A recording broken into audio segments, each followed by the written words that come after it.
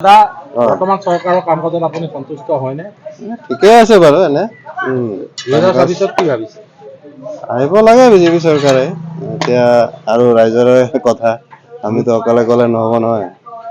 মুখ্যমন্ত্ৰী হিচাপে ডক্টৰ হিমন্ত বিশ্ব শৰ্মাই অসমৰ কাৰণে ভাল কাম কৰিছেনে? ঠিকে আছে, ভালে কাম কৰি আছে, ভালে আছে নহয় ৰাইজৰ কাৰণেতো ভালে কাম কৰি আছে, ৰাইজক চব সহায় কৰি আছে, ভালে আছে।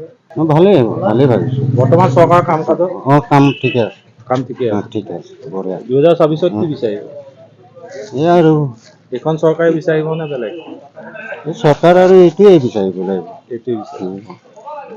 কি বিচাৰিম আৰু যিটো চৰকাৰ চলি আছে সেইটোৱে থাকিব। সেইটোৱে বিচাৰিম, যোনটো আছে সেইটোৱে। কি বিচাৰিব? বিজেপি কিয় বিচাৰিব? ভাল কৰি আছে, কি কৰিছে? চব ৰাস্তা ঘাট আঁচনি দি আছে, ভাল ভাল। সেইটোৱে থাকে ভাল তাকে বিচাৰিব। হয়। 2024 কি বিচাৰিব? 26ত আমাৰ হিমন্ত ছাৰে জিকিব।